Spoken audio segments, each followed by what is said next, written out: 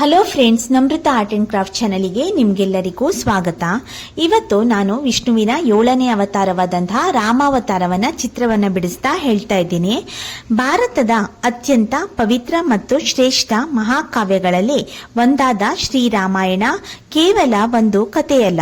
ಅದು ಧರ್ಮ, ಸತ್ಯ, ಕರ್ತವ್ಯ, ತ್ಯಾಗ, ಭಕ್ತಿ ಮತ್ತು ಆದರ್ಶ ಜೀವನದ ದಾರಿದೀಪವಾಗಿದೆ. ಈ ಕಥೆಯನ್ನು ಶ್ರದ್ಧೆಯಿಂದ ಕೇಳಿದರೆ ಮನಸ್ಸಿಗೆ ಶಾಂತಿ ದೊರೆಯುತ್ತೆ ಮತ್ತು ಜೀವನದಲ್ಲಿ ಧರ್ಮದ ಮಾರ್ಗವನ್ನ ಅನುಸರಿಸಲು ಪ್ರೇರಣೆ ನಮಗೆ ಸಿಗತ್ತೆ. ಹಾಗಾದ್ರೆ ಬನ್ನಿ ಶ್ರೀರಾಮನ ದಿವ್ಯ ಚರಿತ್ರೆಯನ್ನ ಆರಂಭಿಸೋಣ. ಬಹಳ ಹಿಂದಿನ ಕಾಲದಲ್ಲಿ ಕೋಸಲ ದೇಶದ ರಾಜಧಾನಿಯಾಗಿದ್ದ ಅಯೋಧ್ಯ ಎಂಬ ಸುಂದರ ನಗರವಿತ್ತು.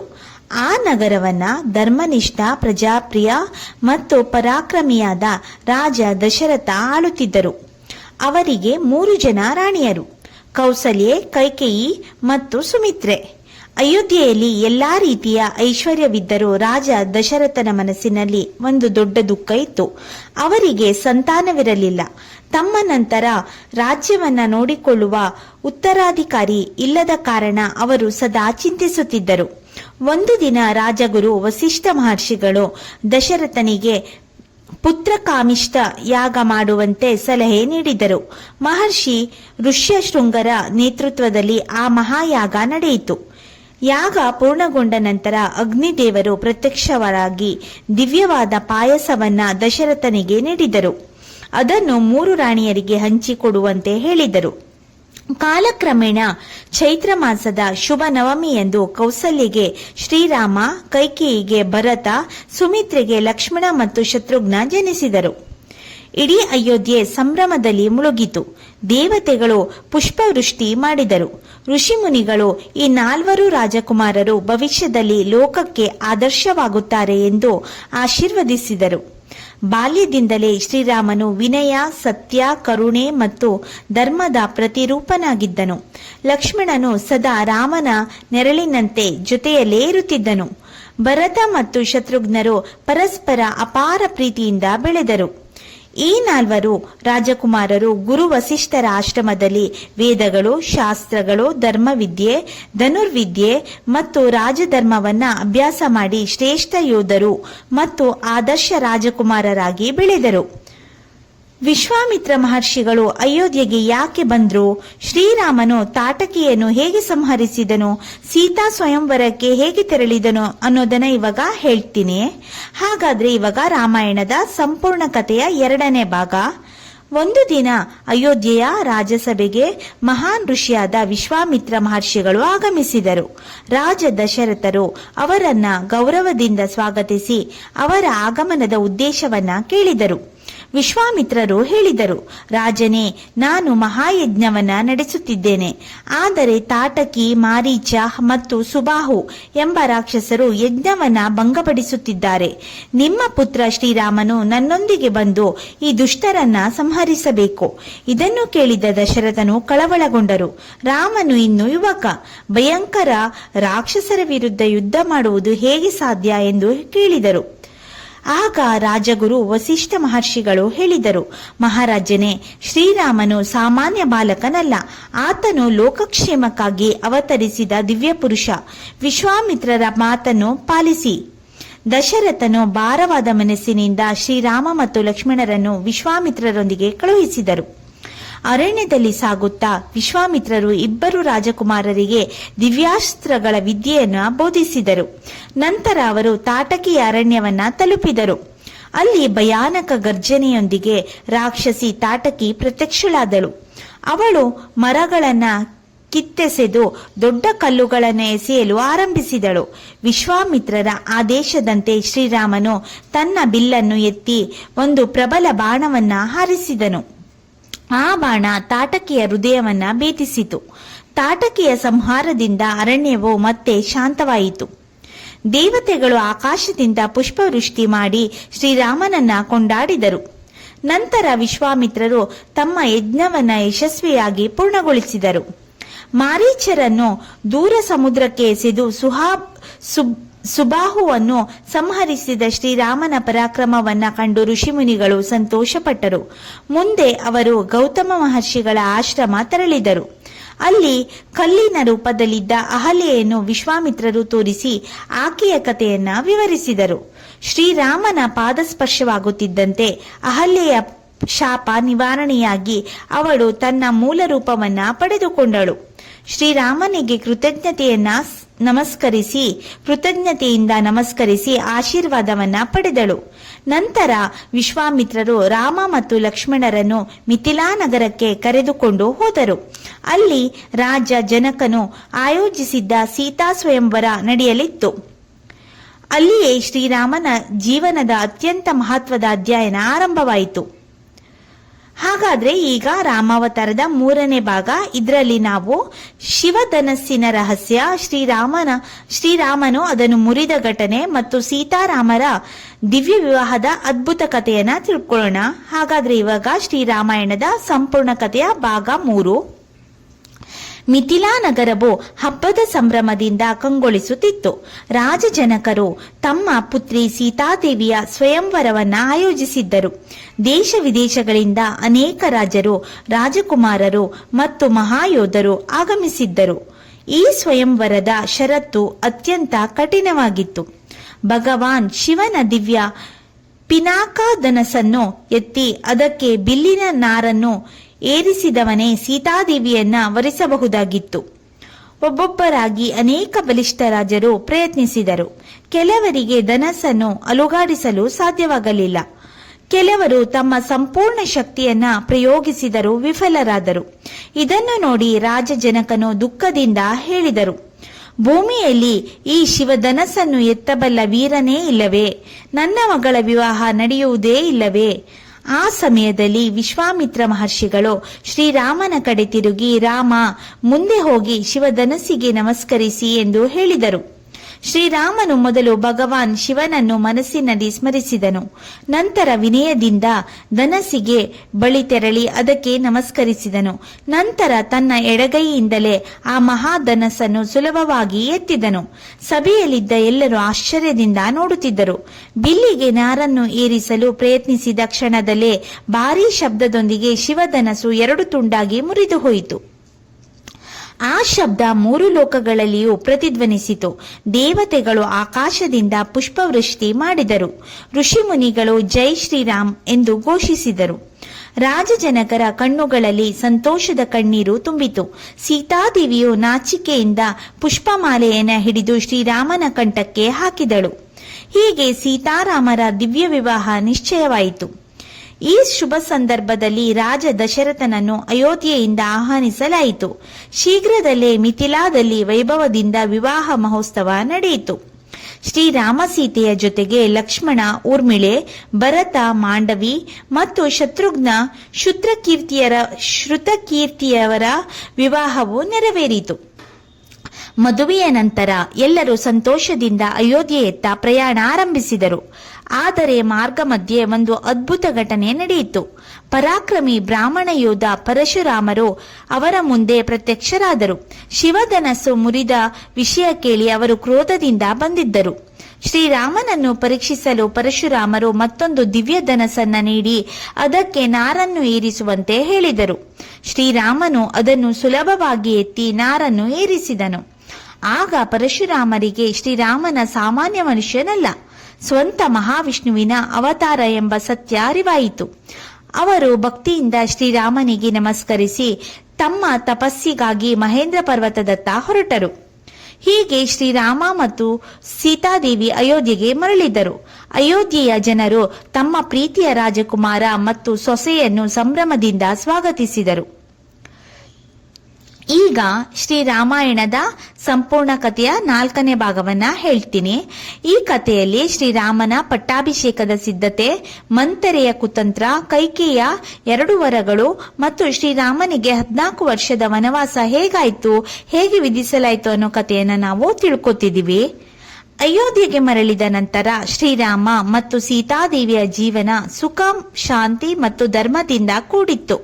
ಶ್ರೀರಾಮನ ಸೌಮ್ಯ ಸ್ವಭಾವ, ನ್ಯಾಯಬದ್ಧತೆ ಮತ್ತು ಪ್ರಜಾಪ್ರೀತಿಯನ್ನು ಕಂಡು ಅಯೋಧ್ಯೆಯ ಜನರು ಅವರನ್ನು ಅಪಾರವಾಗಿ ಪ್ರೀತಿಸುತ್ತಿದ್ದರು.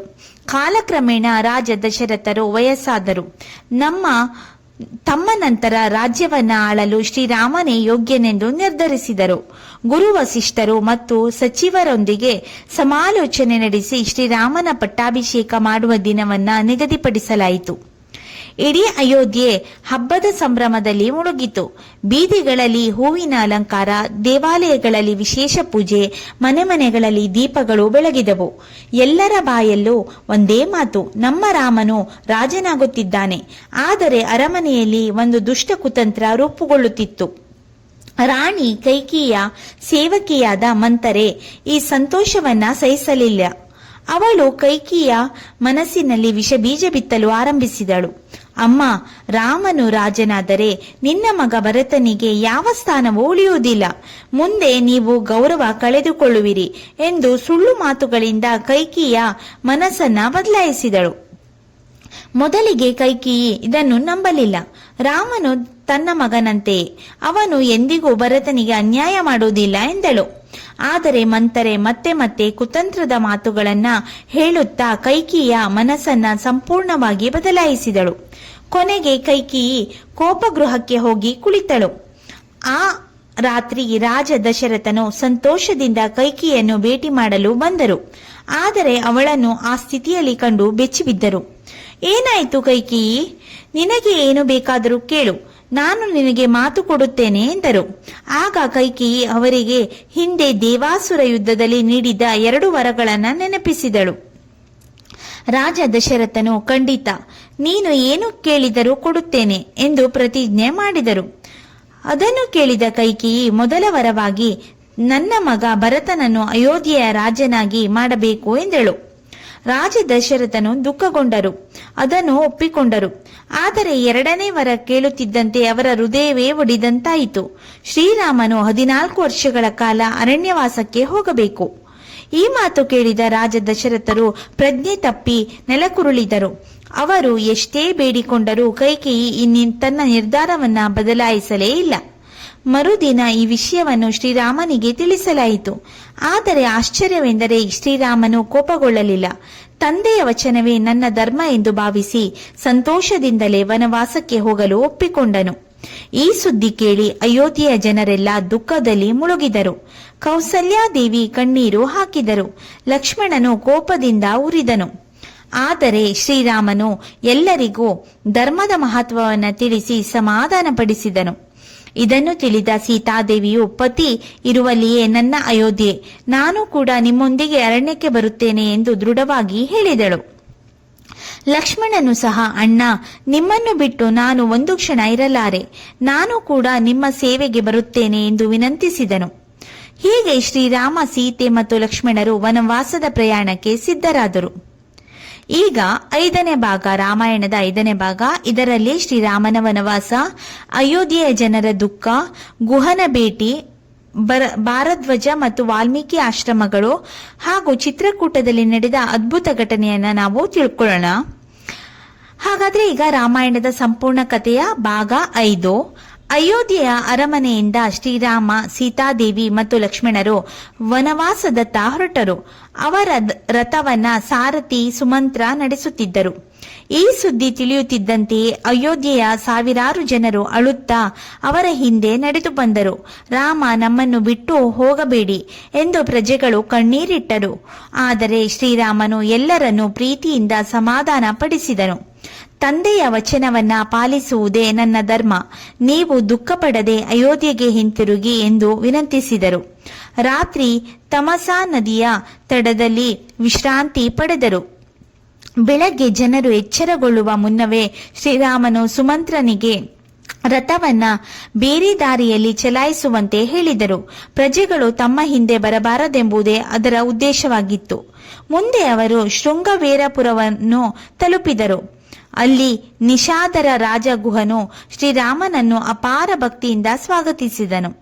ಗುಹನು, ಪ್ರಭು, ನನ್ನ ರಾಜ್ಯದಲ್ಲೇ ಇರಿ, ನಿಮ್ಮ ಸೇವೆ ಮಾಡುವುದು ನನ್ನ ಭಾಗ್ಯ ಎಂದು ಬೇಡಿಕೊಂಡನು.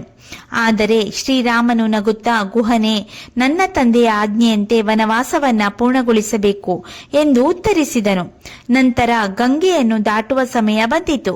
ದೋಣಿ ನಡೆಸುತ್ತಿದ್ದ ಕೇವಟನು ಶ್ರೀರಾಮನ ಪಾದಗಳನ್ನ ಮೊದಲು ತೊಳೆಯಲು ಅನುಮತಿ ಕೇಳಿದನು.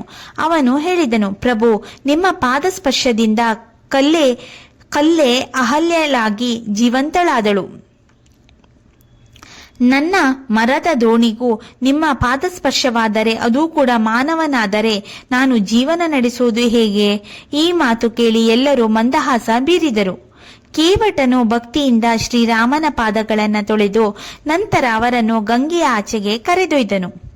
ಮುಂದೆ ಶ್ರೀರಾಮ, ಸೀತೆ ಮತ್ತು ಲಕ್ಷ್ಮಣರು ಭಾರದ್ವಾಜ ಮಹರ್ಷಿಗಳ ಆಶ್ರಮಕ್ಕೆ ತೆರಳಿದರು. ಮಹರ್ಷಿಗಳು ಅವರನ್ನ ಆಶೀರ್ವದಿಸಿ ವಾಸಕ್ಕೆ ಚಿತ್ರಕೂಟ ಅತ್ಯುತ್ತಮ ಸ್ಥಳ ಎಂದು ತಿಳಿಸಿದರು. ಚಿತ್ರಕೂಟದಲ್ಲಿ ಲಕ್ಷ್ಮಣನು ಸುಂದರವಾದ ಪರ್ಣಕುಟೀರವನ್ನ ನಿರ್ಮಿಸಿದನು. ಅಲ್ಲಿ ಮೂವರು ಸರಳ ಜೀವನವನ್ನ ಆರಂಭಿಸಿದರು. ಅದೇ ಸಮಯದಲ್ಲಿ ಅಯೋಧ್ಯೆಯಲ್ಲಿ ರಾಜ ದಶರಥರು ಪುತ್ರವಿಯೋಗದ ದುಃಖವನ್ನ ತಡೆಯಲಾರದೆ ಹಾ ರಾಮ್ ಎಂದು ಶ್ರೀರಾಮನನ್ನ ನೆನೆಯುತ್ತಲೇ ಪ್ರಾಣತ್ಯಾಗ ಮಾಡಿದರು. ಅಯೋಧ್ಯೆ ಶೋಕಸಾಗರದಲ್ಲಿ ಮುಳುಗಿತು. ಅದೇ ವೇಳೆ ಭರತ ಶತ್ರುಘ್ನರು ತನ್ನ ಮಾವನ ಮನೆಯಿಂದ ಹಿಂತಿರುಗಿದರು. ಅರಮನೆಯಲ್ಲಿ ನಡೆದ ಎಲ್ಲಾ ಘಟನೆಗಳನ್ನು ತಿಳಿದ ಭರತನು ತೀವ್ರ ದುಃಖ ಮತ್ತು ಕೋಪದಿಂದ ಕೈಕೇಯಿಯನ್ನು ಪ್ರಶ್ನಿಸಿದನು. ಅಮ್ಮ, ನೀನು ಮಾಡಿದ ಕೆಲಸದಿಂದ ತಂದೆಯನ್ನು ಕಳೆದುಕೊಂಡೆವು. ಅಣ್ಣನನ್ನು ವನವಾಸಕ್ಕೆ ಕಳುಹಿಸಿದೆ. ಈ ರಾಜ್ಯ ನಿನಗೆ ಬೇಡ, ಈ ರಾಜ್ಯ ನನಗೆ ಬೇಡ. ಭರತನು ತಕ್ಷಣವೇ ಶ್ರೀರಾಮನನ್ನು ಮರಳಿ ಕರೆತರಲು ಚಿತ್ರಕೂಟದತ್ತ ಹೊರಟನು. ಈಗ ರಾಮಾಯಣದ 6ನೇ ಭಾಗ. ಇದರಲ್ಲಿ ನಾವು ಭರತನ ಚಿತ್ರಕೂಟ ಭೇಟಿ, ಶ್ರೀರಾಮನೊಂದಿಗೆ ಭಾವನಾತ್ಮಕ ಸಂಭಾಷಣೆ, ಪಾದುಕಾ ಪಟ್ಟಾಭಿಷೇಕ ಮತ್ತು ಭರತನ ಮಹಾತ್ಯಾಗದ ಅದ್ಭುತ ಕಥೆಯನ್ನ ತಿಳ್ಕೊಳ್ಳೋಣ. ಹಾಗಾದ್ರೆ ಈಗ ಶ್ರೀರಾಮಾಯಣದ ಸಂಪೂರ್ಣ ಕತೆ ಭಾಗ 6. ರಾಜ ದಶರಥನ ಅಂತ್ಯಕ್ರಿಯೆಗಳನ್ನ ಪೂರ್ಣಗೊಳಿಸಿದ ನಂತರ ಭರತನು ಮನಸ್ಸಿನಲ್ಲೇ ಒಂದು ಸಂಕಲ್ಪವಿತ್ತು. ಅಣ್ಣ ಶ್ರೀರಾಮನನ್ನು ಅಯೋಧ್ಯೆಗೆ ಮರಳಿ ಕರೆತರುವುದು. ಗುರು ವಸಿಷ್ಠರು, ಶತ್ರುಘ್ನ, 3 ರಾಣಿಯರು, ಸಚಿವರು ಹಾಗೂ ಸಾವಿರಾರು ಪ್ರಜೆಗಳೊಂದಿಗೆ ಭರತನು ಚಿತ್ರಕೂಟದ ಕಡೆಗೆ ಪ್ರಯಾಣ ಬೆಳೆಸಿದನು. ಚಿತ್ರಕೂಟದ ಸಮೀಪಕ್ಕೆ ಬಂದಾಗ ಲಕ್ಷ್ಮಣನು ದೊಡ್ಡ ಸೈನ್ಯವನ್ನ ನೋಡಿ ಆತಂಕಗೊಂಡನು.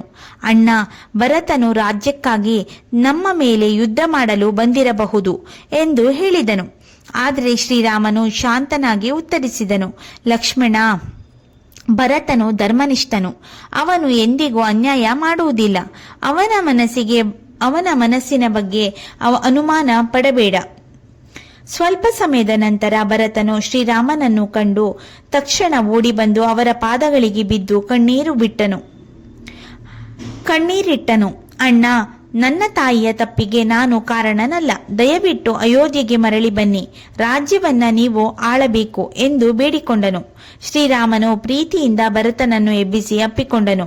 ನಂತರ ಭರತನು ರಾಜ ದಶರಥನ ನಿಧನದ ಸುದ್ದಿಯನ್ನ ತಿಳಿಸಿದನು. ಈ ಸುದ್ದಿ ಕೇಳಿ ಶ್ರೀರಾಮ, ಸೀತಾದೇವಿ ಮತ್ತು ಲಕ್ಷ್ಮಣರು ದುಃಖದಿಂದ ಕಣ್ಣೀರಿಟ್ಟರು. ಸಮೀಪದ ನದಿಯ ತೀರದಲ್ಲಿ ನಿಂತು ತಂದೆಗೆ ತರ್ಪಣ ಸಲ್ಲಿಸಿದರು.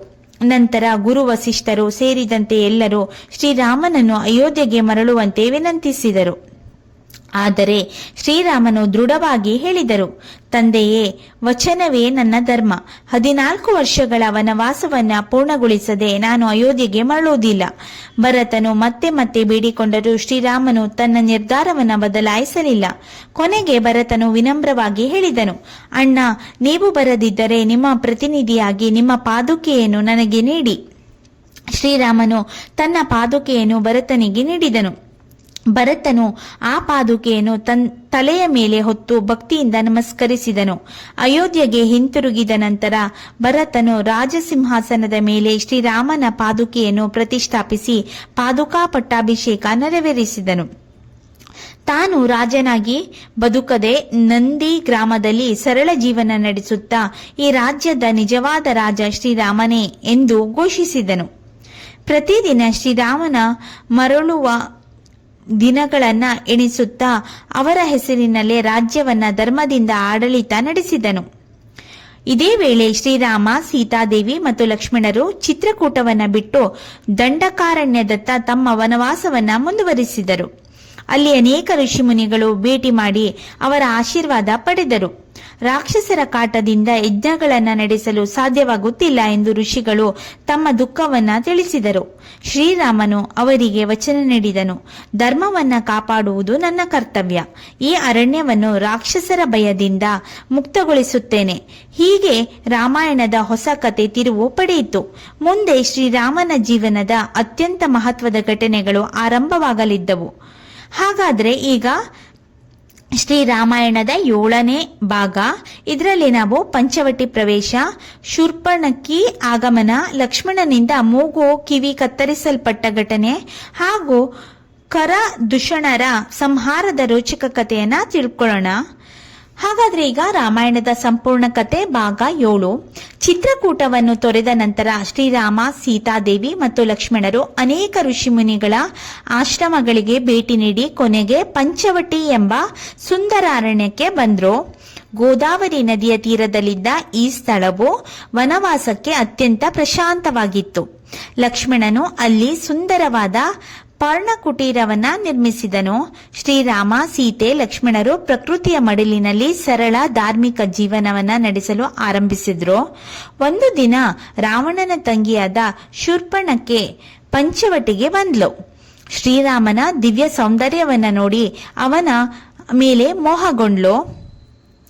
ಅವಳು ಸುಂದರ ಸ್ತ್ರೀಯ ರೂಪವನ್ನ ತಾಳಿ ಶ್ರೀರಾಮನ ಬಳಿಗೆ ಬಂದು ಹೇಳಿದಳು, ರಾಮ, ನೀನು ನನ್ನನ್ನು ವಿವಾಹವಾಗು. ನಾವು ಇಬ್ಬರು ಈ ಅರಣ್ಯದಲ್ಲಿ ಸುಖವಾಗಿ ಬದುಕೋಣ. ಶ್ರೀರಾಮನು ನಗುತ್ತಾ ಉತ್ತರಿಸಿದನು, ನನಗೆ ಈಗಾಗಲೇ ಸೀತಾದೇವಿ ಪತ್ನಿಯಾಗಿದ್ದಾಳೆ. ನನ್ನ ತಮ್ಮ ಲಕ್ಷ್ಮಣನು ಅವಿವಾಹಿತನಂತೆ ಕಾಣುತ್ತಾನೆ. ಅವನ ಬಳಿಗೆ ಹೋಗು. ಇದು ಶ್ರೀರಾಮನ ಹಾಸ್ಯಮಯ ಉತ್ತರವಾಗಿತ್ತು. ಶೂರ್ಪಣಖಿ ಲಕ್ಷ್ಮಣನ ಬಳಿಗೆ ಹೋದಳು. ಲಕ್ಷ್ಮಣನು ಸಹ ನಗುತ್ತಾ, ನಾನು ನನ್ನ ಅಣ್ಣನ ಸೇವಕ. ನನ್ನನ್ನು ಮದುವೆಯಾದರೆ ನೀನು ಸೇವಕಿಯಾಗಬೇಕು. ಅದಕ್ಕಿಂತ ಶ್ರೀರಾಮನನ್ನೇ ಕೇಳು ಎಂದಳು.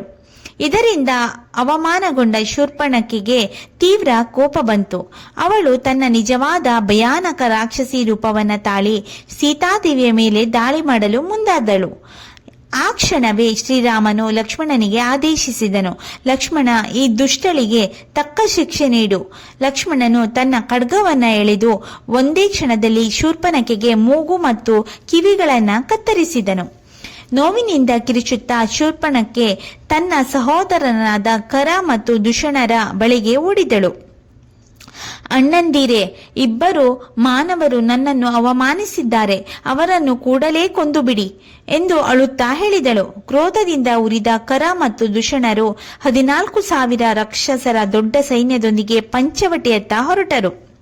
ಶ್ರೀರಾಮನು ಲಕ್ಷ್ಮಣನಿಗೆ ಹೇಳಿದರು, ಲಕ್ಷ್ಮಣ, ಸೀತಾದೇವಿಯನ್ನು ಸುರಕ್ಷಿತ ಸ್ಥಳಕ್ಕೆ ಕರೆದೊಯ್ಯು.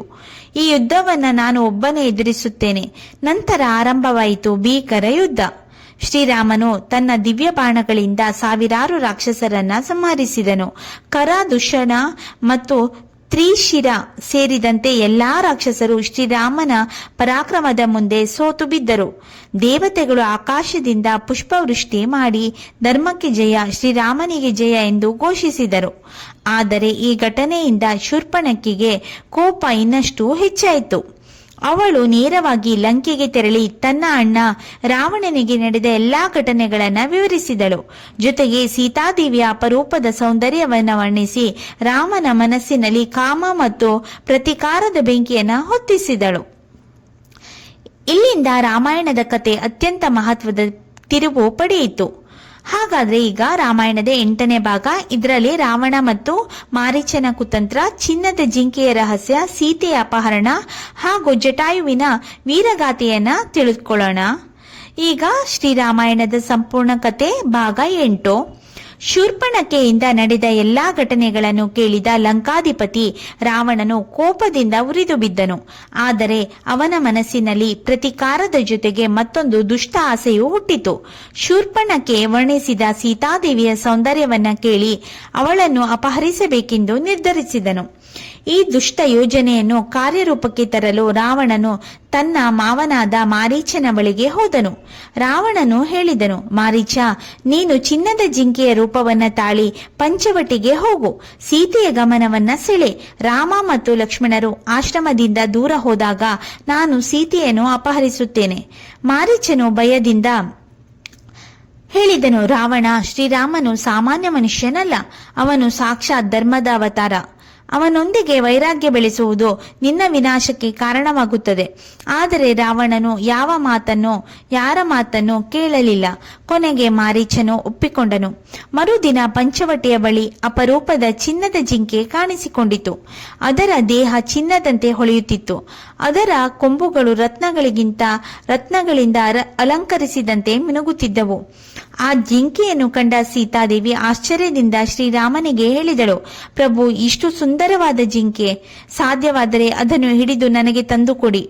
ಶ್ರೀರಾಮನಿಗೆ ಅದು ಮಾಯಾ ಜಿಂಕೆ ಎಂಬ ಅನುಮಾನ ಬಂದರೂ ಸೀತೆಯ ಆಸೆಯನ್ನ ಪೂರೈಸಲು ಜಿಂಕೆಯ ಹಿಂದೆ ಹೊರಡುವ ಮುನ್ನ ಲಕ್ಷ್ಮಣನಿಗೆ ಹೇಳಿದರು, ಲಕ್ಷ್ಮಣ, ನಾನು ಬರುವವರೆಗೂ ಸೀತಾದೇವಿಯನ್ನು ಸುರಕ್ಷಿತವಾಗಿ ಕಾಪಾಡು. ಬಹಳ ದೂರದವರೆಗೆ ಹಿಂಬಾಲಿಸಿದ ನಂತರ ಶ್ರೀರಾಮನು ಬಾಣ ಹಾರಿಸಿದನು. ಬಾಣ ತಗಲುತ್ತಿದ್ದಂತೆ ಮಾರೀಚನು ತನ್ನ ನಿಜವಾದ ರೂಪಕ್ಕೆ ಬಂದು ಸಾಯುವ ಮುನ್ನ, ಹಾ ಸೀತೆ, ಹಾ ಲಕ್ಷ್ಮಣ ಎಂದು ಶ್ರೀರಾಮನ ಧ್ವನಿಯಲ್ಲೇ ಜೋರಾಗಿ ಕೂಗಿದನು. ಈ ಕೂಗು ಪಂಚವಟಿಯವರೆಗೂ ಕೇಳಿಸಿತು. ಸೀತಾದೇವಿ ಆತಂಕದಿಂದ ಲಕ್ಷ್ಮಣನಿಗೆ ಹೇಳಿದರು, ಲಕ್ಷ್ಮಣ, ಅಣ್ಣನಿಗೆ ಅಪಾಯವಾಗಿದೆ. ಕೂಡಲೇ ಹೋಗಿ ಅವನನ್ನು ರಕ್ಷಿಸು. ಲಕ್ಷ್ಮಣನು ಶಾಂತನಾಗಿ ಉತ್ತರಿಸಿದನು, ಅಮ್ಮ, ಶ್ರೀರಾಮನಿಗೆ ಯಾರಿಂದಲೂ ಅಪಾಯವಾಗುವುದಿಲ್ಲ. ಇದು ಖಂಡಿತವಾಗಿಯೂ ರಾಕ್ಷಸರ ಮಾಯಿ. ಆದರೆ ಸೀತಾದೇವಿ ಮತ್ತೆ ಮತ್ತೆ ಒತ್ತಾಯಿಸಿದಾಗ ಲಕ್ಷ್ಮಣನು ಹೋಗಲು ಒಪ್ಪಿಕೊಂಡನು.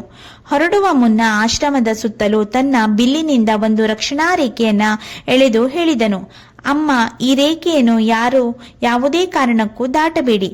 ಲಕ್ಷ್ಮಣನು ಹೊರಟ ತಕ್ಷಣ ರಾವಣನು ಸನ್ಯಾಸಿಯ ವೇಷದಲ್ಲಿ ಆಶ್ರಮದ ಮುಂದೆ ಬಂದು ಭಿಕ್ಷೆ ಬೇಡಿದನು. ಸೀತಾದೇವಿ ಆಶ್ರಮದೊಳಗಿಂದಲೇ ಭಿಕ್ಷೆ ನೀಡಲು ಮುಂದಾದಳು. ಆದರೆ ರಾವಣನು, ನಾನು ಮನೆಯೊಳಗಿನಿಂದ ಭಿಕ್ಷೆ ಸ್ವೀಕರಿಸುವುದಿಲ್ಲ, ಹೊರಗೆ ಬಂದು ಕೊಡು ಎಂದನು. ಅತಿಥಿ ಧರ್ಮವನ್ನ ಪಾಲಿಸಬೇಕೆಂದು ಭಾವಿಸಿದ ಸೀತಾದೇವಿ ತಿಳಿಯದೆ ಆ ರಕ್ಷಣಾ ರೇಖೆಯನ್ನ ದಾಟಿದಳು. ಆ ಕ್ಷಣವೇ ರಾವಣನು ತನ್ನ ನಿಜವಾದ 10 ತಲೆಗಳ ಭಯಾನಕ ರೂಪವನ್ನ ತಾಳಿ ಬಲವಂತವಾಗಿ ಸೀತಾದೇವಿಯನ್ನು ತನ್ನ ಪುಷ್ಪಕ ವಿಮಾನದಲ್ಲಿ ಕೂರಿಸಿಕೊಂಡು ಲಂಕೆಯ ಕಡೆಗೆ ಹೊರಟನು. ಸೀತಾದೇವಿ ಹೇ ರಾಮ, ಹೇ ಲಕ್ಷ್ಮಣ ಎಂದು ಕಣ್ಣೀರಿಟ್ಟು ಕೂಗುತ್ತಿದ್ದಳು. ಅದೇ ಸಮಯದಲ್ಲಿ ಆಕಾಶದಲ್ಲಿ ಹಾರುತ್ತಿದ್ದ ವೃದ್ಧ ಗಿಡುಗ ಜಟಾಯು ಈ ದೃಶ್ಯವನ್ನ ಕಂಡನು. ರಾವಣ ಪರಸ್ತ್ರೀಯನ್ನು ಅಪಹರಿಸುವುದು ಮಹಾಪಾಪ, ಮೊದಲು ನನ್ನನ್ನು ಸೋಲಿಸು ಎಂದು ಹೇಳಿ ರಾವಣನ ಮೇಲೆ ಧೈರ್ಯದಿಂದ ದಾಳಿ ಮಾಡಿದನು. ಆರಂಭವಾಯಿತು ಭೀಕರ ಯುದ್ಧ. ಜಟಾಯು ತನ್ನ ಕೊಕ್ಕು ಮತ್ತು ರೆಕ್ಕೆಗಳಿಂದ ರಾವಣನ ರಥವನ್ನ ಧ್ವಂಸಗೊಳಿಸಿದನು. ಆದರೆ ಕೊನೆಗೆ ರಾವಣನು ತನ್ನ ಖಡ್ಗದಿಂದ ಜಟಾಯುವಿನ ರೆಕ್ಕೆಯನ್ನು ಕತ್ತರಿಸಿ ಅವನನ್ನು ನೆಲಕ್ಕುರುಳಿಸಿದನು. ಗಾಯಗೊಂಡ ಜಟಾಯು ನೆಲದ ಮೇಲೆ ಬಿದ್ದು ಶ್ರೀರಾಮನಿಗೆ ಕಾಯತೊಡಗಿದನು. ಈಗ ರಾಮಾಯಣದ 9ನೇ ಭಾಗ. ಇದರಲ್ಲಿ ಶ್ರೀರಾಮನ ದುಃಖ, ಜಟಾಯುವಿನ ಕೊನೆಯ ಸಂದೇಶ, ಕಬಂಧನ ಸಂಹಾರ, ಶಬರಿಯ ಭಕ್ತಿ ಮತ್ತು ಹನುಮಂತನೊಂದಿಗೆ ಶ್ರೀರಾಮನ ಮೊದಲ ಭೇಟಿಯನ್ನ ತಿಳ್ಕೊಳ್ಳೋಣ. ಶ್ರೀರಾಮನು ಚಿನ್ನದ ಜಿಂಕೆಯನ್ನ ಸಂಹರಿಸಿ ಪಂಚವಟಿಗೆ ಹಿಂತಿರುಗಿದನು. ಆದರೆ ಆಶ್ರಮದ ಬಳಿ ಬಂದಾಗ ಸೀತಾದೇವಿ ಕಾಣಿಸಲಿಲ್ಲ. ಸುತ್ತಮುತ್ತಲಿನ ಅರಣ್ಯದಲ್ಲಿ ನಿಶ್ಶಬ್ದ ಆವರಿಸಿತ್ತು. ಸೀತೆ, ಸೀತೆ ಎಂದು ಶ್ರೀರಾಮನು ನೋವಿನಿಂದ ಕೂಗಿದನು. ಲಕ್ಷ್ಮಣನೊಂದಿಗೆ ಇಬ್ಬರು ಅರಣ್ಯದ ಮೂಲೆ ಮೂಲೆಗಳಲ್ಲಿ ಹುಡುಕತೊಡಗಿದರು. ಮರಳುಗಳು, ನದಿಗಳು, ಬೆಟ್ಟಗಳು, ಪ್ರಾಣಿಗಳನ್ನು ಕೇಳಿದರು. ಆದರೆ ಸೀತೆಯ ಸುಳಿವೇ ಸಿಗಲಿಲ್ಲ. ಸ್ವಲ್ಪ ದೂರದಲ್ಲಿ ದೊಡ್ಡ ಪಕ್ಷಿಯೊಂದು ಗಾಯಗೊಂಡು ಬಿದ್ದಿರುವುದನ್ನ ಕಂಡರು. ಅದುವೇ ಜಟಾಯು. ಶ್ರೀರಾಮನು ಜಟಾಯುವಿನ ತಲೆಯನ್ನು ತನ್ನ ಮಡಿಲಿನಲ್ಲಿ ಇಟ್ಟು ಪ್ರೀತಿಯಿಂದ ಕೇಳಿದನು, ಜಟಾಯು, ಈ ಸ್ಥಿತಿಗೆ ಹೇಗೆ ಬಂದೆ? ಸೀತೆಯಲ್ಲಿದ್ದಾಳೆ? ಜಟಾಯು ನಿಧಾನವಾಗಿ ಹೇಳಿದನು, ಪ್ರಭು, ರಾವಣನು ಸೀತಾದೇವಿಯನ್ನು ಅಪಹರಿಸಿ ದಕ್ಷಿಣ ದಿಕ್ಕಿನತ್ತ ಕೊಂಡೊಯ್ದನು. ಅವನನ್ನು ತಡೆಯಲು ನಾನು ಹೋರಾಡಿದೆ. ಆದರೆ ಅವನು ನನ್ನ ರೆಕ್ಕೆಗಳನ್ನ ಕತ್ತರಿಸಿದನು. ನನ್ನ ಕೊನೆಯ ಉಸಿರಿನವರೆಗೂ ನಿಮ್ಮ ಧರ್ಮಕ್ಕಾಗಿ ಹೋರಾಡಿದ್ದೇನೆ. ಈ ಮಾತುಗಳನ್ನು ಕೇಳಿದ ನಂತರ ಜಟಾಯು ಶ್ರೀರಾಮನ ನಾಮಸ್ಮರಣೆ ಮಾಡುತ್ತಾ ಪ್ರಾಣ ಬಿಟ್ಟಿತು. ಶ್ರೀರಾಮನು ಕಣ್ಣುಗಳಲ್ಲಿ ಕಣ್ಣೀರು ತುಂಬಿತು.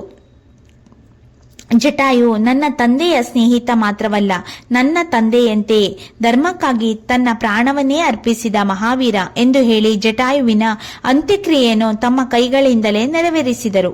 ಮುಂದೆ ಸಾಗುತ್ತಿದ್ದಾಗ ಅವರು ಭಯಾನಕ ರಾಕ್ಷಸನಾದ ಕಬಂದನನ್ನು ಎದುರಿಸಿದರು. ಅವನ ಉದ್ದವಾದ ಕೈಗಳು ದೂರದಿಂದಲೇ ಬೇಟೆಯನ್ನು ಹಿಡಿಯುತ್ತಿದ್ದವು. ಭೀಕರ ಯುದ್ಧದ ನಂತರ ಶ್ರೀರಾಮ ಮತ್ತು ಲಕ್ಷ್ಮಣರು ಕಬಂದನನ್ನು ಸಂಹರಿಸಿದರು. ಸಾಯುವ ಮುನ್ನ ಕಬಂದನು ತನ್ನ ಹಿಂದಿನ ದಿವ್ಯ ರೂಪವನ್ನ ಪಡೆದು ಹೇಳಿದನು, ಪ್ರಭು, ನಿಮ್ಮ ಸೀತೆಯ ಹುಡುಕಾಟದಲ್ಲಿ ನಿಮಗೆ ಸಹಾಯ ಮಾಡುವವರು ವಾನರ ರಾಜ ಸುಗ್ರೀವ. ಮೊದಲು ಮಾತಂಗ ಋಷಿಗಳ ಆಶ್ರಮದಲ್ಲಿರುವ ಶಬರಿಯನ್ನು ಭೇಟಿ ಮಾಡಿ ನಂತರ ಋಷ್ಯಮುಖ ಪರ್ವತಕ್ಕೆ ಹೋಗಿ. ಇಬ್ಬರು ಶಬರಿಯ ಆಶ್ರಮಕ್ಕೆ ಬಂದರು. ವೃದ್ಧೆ ಭಕ್ತೆಯಾದ ಶಬರಿ ಅನೇಕ ವರ್ಷಗಳಿಂದ ಶ್ರೀರಾಮನ ಆಗಮನಕ್ಕಾಗಿ ಕಾಯುತ್ತಿದ್ದಳು. ಶ್ರೀರಾಮನನ್ನು ಕಂಡ ಕೂಡಲೇ ಆಕೆಯ ಕಣ್ಣುಗಳಲ್ಲಿ ಆನಂದದ ಕಣ್ಣೀರು ತುಂಬಿತು. ಅವಳು ಕಾಡಿನಲ್ಲಿ ಸಂಗ್ರಹಿಸಿದ್ದ ಹಣ್ಣುಗಳನ್ನ ಒಂದೊಂದಾಗಿ ರುಚಿ ನೋಡಿ ಸಿಹಿಯಾಗಿದ್ದ ಹಣ್ಣುಗಳನ್ನಷ್ಟೇ ಶ್ರೀರಾಮನಿಗೆ ಅರ್ಪಿಸಿದಳು. ಲಕ್ಷ್ಮಣನಿಗೆ ಮೊದಲಿಗೆ ಆಶ್ಚರ್ಯವಾಯಿತು. ಆದರೆ ಶ್ರೀರಾಮನು ಪ್ರೀತಿಯಿಂದ ಆ ಹಣ್ಣುಗಳನ್ನು ಸ್ವೀಕರಿಸಿ ಹೇಳಿದರು, ಶಬರಿಯ ಭಕ್ತಿಗಿಂತ ಸಿಹಿಯಾದ ಆಹಾರ ಈ ಲೋಕದಲ್ಲಿ ಮತ್ತೊಂದಿಲ್ಲ. ಶಬರಿಗೆ ಮೋಕ್ಷವನ್ನು ಅನುಗ್ರಹಿಸಿದ ನಂತರ ಶ್ರೀರಾಮ ಮತ್ತು ಲಕ್ಷ್ಮಣರು ಋಷ್ಯಮುಖ ಪರ್ವತದತ್ತ ಪ್ರಯಾಣಿಸಿದರು. ಅಲ್ಲಿದ್ದ ವಾನರ ರಾಜ ಸುಗ್ರೀವ ದೂರದಿಂದ ಇಬ್ಬರು ವೀರರನ್ನ ನೋಡಿ ಭಯಗೊಂಡನು. ಅವನು ತನ್ನ ಅತ್ಯಂತ ಬುದ್ಧಿವಂತ ಮತ್ತು ಪರಾಕ್ರಮಿ ಸಚಿವ ಹನುಮಂತನಿಗೆ ಹೇಳಿದನು, ಅವರು ಯಾರು ಎಂದು ತಿಳಿದು ಬಾ. ಹನುಮಂತನು ಬ್ರಾಹ್ಮಣನ ವೇಷ ಧರಿಸಿ ಶ್ರೀರಾಮ ಮತ್ತು ಲಕ್ಷ್ಮಣರ ಬಳಿಗೆ ಬಂದನು. ಅವರೊಂದಿಗೆ ಮಾತನಾಡಿದ ಕೆಲವೇ ಕ್ಷಣಗಳಲ್ಲಿ ಇವರಿಬ್ಬರು ಸಾಮಾನ್ಯ ಮನುಷ್ಯರಲ್ಲ ಎಂದು ಅವನಿಗೆ ಅರಿವಾಯಿತು. ಶ್ರೀರಾಮನ ದಿವ್ಯ ತೇಜಸ್ಸನ್ನು ಕಂಡ ಹನುಮಂತನು ತನ್ನ ನಿಜವಾದ ವಾನರ ರೂಪವನ್ನ ತಾಳಿ ಭಕ್ತಿಯಿಂದ ಅವರ ಪಾದಗಳಿಗೆ ನಮಸ್ಕರಿಸಿದನು. ಆ ಕ್ಷಣದಿಂದಲೇ ಲೋಕಪ್ರಸಿದ್ಧ ರಾಮ ಹನುಮಂತರ ಅಚಲ ಭಕ್ತಿ ಮತ್ತು ಸೇವೆಯ ಸಂಬಂಧ ಆರಂಭವಾಯಿತು. ಈಗ ಶ್ರೀರಾಮಾಯಣದ ಸಂಪೂರ್ಣ ಕಥೆಯ ಭಾಗ 10. ಇಲ್ಲಿ ಸುಗ್ರೀವರ ಸ್ನೇಹ, ವಾಲಿವಧೆ, ಸುಗ್ರೀವನ ಪಟ್ಟಾಭಿಷೇಕ ಮತ್ತು ಸೀತೆಯ ಹುಡುಕಾಟಕ್ಕಾಗಿ ವಾನರ ಸೇವೆ, 4 ದಿಕ್ಕುಗಳಲ್ಲಿ ಹೊರಟ ಅದ್ಭುತ ಕಥೆಯನ್ನ ತಿಳ್ಕೊಳ್ಳೋಣ. ಹನುಮಂತನು ಶ್ರೀರಾಮ ಮತ್ತು ಲಕ್ಷ್ಮಣರನ್ನು ಋಷ್ಯಮುಖ ಪರ್ವತದಲ್ಲಿದ್ದ ಸುಗ್ರೀವನ ಬಳಿಗೆ ಕರೆದುಕೊಂಡು ಹೋದನು. ಸುಗ್ರೀವನು ವಿನಮ್ರವಾಗಿ ಶ್ರೀರಾಮನಿಗೆ ನಮಸ್ಕರಿಸಿ ತನ್ನ ದುಃಖವನ್ನ ಹೇಳಿಕೊಂಡನು. ಪ್ರಭು, ನನ್ನ ಅಣ್ಣ ವಾಲಿ ನನ್ನ ರಾಜ್ಯವನ್ನ ಕಸಿದುಕೊಂಡಿದ್ದಾನೆ.